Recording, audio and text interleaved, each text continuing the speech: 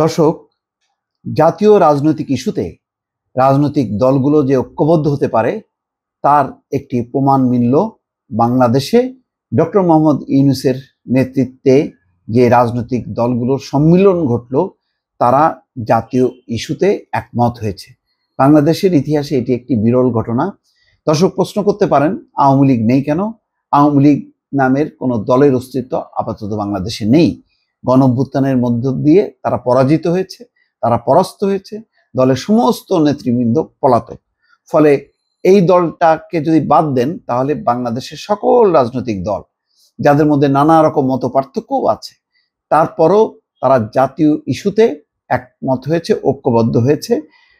আপনারা জানেন যে বিদ্যমান পরিস্থিতির আলোকে যখন নাকি ভারত ক্রমাগতভাবে বাংলাদেশকে নিয়ে খেলছে, মিথ্যা তথ্য দিয়ে একটি পরিস্থিতি তৈরি করার চেষ্টা করছে, বিশেষ করে সংখ্যালঘু ইস্যুতে চিন্ময় দাসের গ্রেপ্তারকে নিয়ে, এবং সীমান্ত এলাকায় বেশ কিছু ঘটনা ঘটেছে। আগরতলা বাংলাদেশ মিশনে হামলা হয়েছে, মুম্বাইতে কলকাতা মিশনেও বিক্ষোভ হয়েছে এবং বাংলাদেশের পণ্য আটকে দেওয়া হয়েছে। শুভেন্দু অধিকারী রীতিমতো হুমকি দিচ্ছেন, ধামকি দিচ্ছেন। এমন একটি পরিস্থিতিতে ডক্টর মোহাম্মদ ইউনূস সকল রাজনৈতিক দলকে ডেকেছেন জাতীয় ইস্যুতে ঐক্যমত্য হওয়ার জন্য। এবং আমি কিছুক্ষণ আগে লাইভ দেখছিলাম, যারা প্রধান রাজনৈতিক দলগুলোর বাইরে যে জোট আছে, গণতন্ত্র মঞ্চ, দেখছিলাম সাইফুল হক, মাহমুদুর রহমান মান্নার বক্তব্য যে বাংলাদেশের আভ্যন্তরীণ ইস্যুতে কোনোভাবে হস্তক্ষেপ করা যাবে না, কোনো রকম হুমকি ধামকি আমলে নেওয়া যাবে না, এবং মিথ্যা তথ্য প্রচার করে কোনো ফায়দা তোলা যাবে না। এই ব্যাপারে সকল রাজনৈতিক দল ঐক্যবদ্ধ।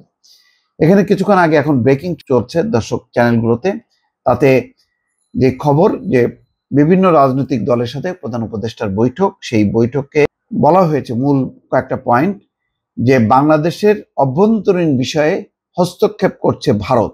এটা পরিষ্কার যে তারা রীতিমতো বিবৃতি দিয়েছে চিন্ময় দাসের ব্যাপারে, তারা সংখ্যালঘুদের ব্যাপারে উদ্বেগ উৎকণ্ঠা জানিয়েছে এবং মুক্তি দেওয়ার আহ্বান জানিয়েছে। বাংলাদেশের নাগরিক কাকে গ্রেপ্তার করা হবে, কাকে বাইরে রাখা হবে, এটা একান্তই আইন অনুযায়ী আইনি পদক্ষেপ। সুতরাং এই ব্যাপারে তাদের বলার কিছু নেই, কিন্তু তারা বলেছে। সেই কারণেই বলা হচ্ছে যে বাংলাদেশের অভ্যন্তরীণ বিষয়ে ভারত হস্তক্ষেপ করছে।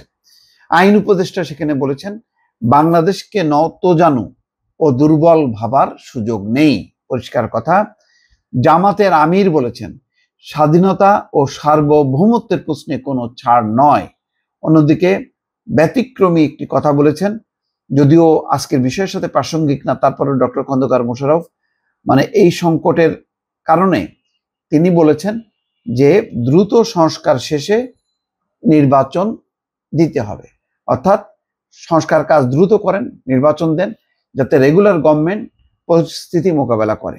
এছাড়াও অন্যান্য মূল বিষয় যেটা বাংলাদেশ অভ্যন্তরীণ বিষয়ে ভারতের হস্তক্ষেপ, এই ব্যাপারে বিএনপিরও কোনো দ্বিমত নেই দর্শক। তারা ইতিমধ্যে বলেছে, আজকে রাজধানীর ফরেন সার্ভিস একাডেমিতে রাজনৈতিক দলগুলো নেতার সঙ্গে বৈঠক করেন। এখানে ডক্টর খন্দকার মোশাররফের নেতৃত্বে 5 সদস্যের প্রতিনিধি দলে যারা ছিলেন তারা হচ্ছেন আব্দুল মঈন খান, নজরুল ইসলাম খান, আমির খসরু মাহমুদ চৌধুরী এবং অধ্যাপক AZM জাহিদ হোসেন। জামাতের আমির শফিকুর রহমান, সেক্রেটারি জেনারেল মিয়া গোলাম পরোয়া সহ 4 সদস্যের প্রতিনিধি দল ছিলেন।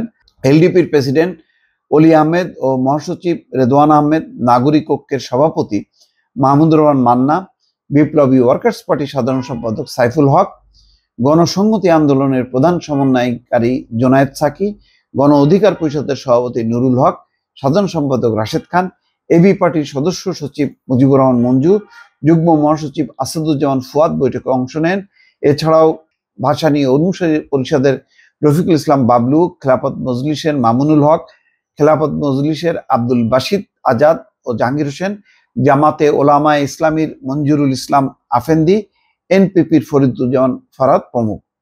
জাতীয় ঐক্যের লক্ষ্যে ছাত্র নেতা, রাজনৈতিক দল ও ধর্মীয় সংগঠনগুলোর সঙ্গে বৈঠক করছেন প্রধান উপদেষ্টা, এবং আগামীকালও ধর্মীয় নেতাদের সঙ্গে বৈঠক করবে। তার মানে যথেষ্ট পরিমাণ এই ঘটনাটাকে সিরিয়াসলি নিয়েছে অন্তর্বর্তী সরকার, এবং সেইভাবে একটি জাতীয় ঐক্যমত্য তৈরি করার চেষ্টা করছেন তিনি। দর্শক ভালো থাকবেন, আল্লাহ হাফেজ।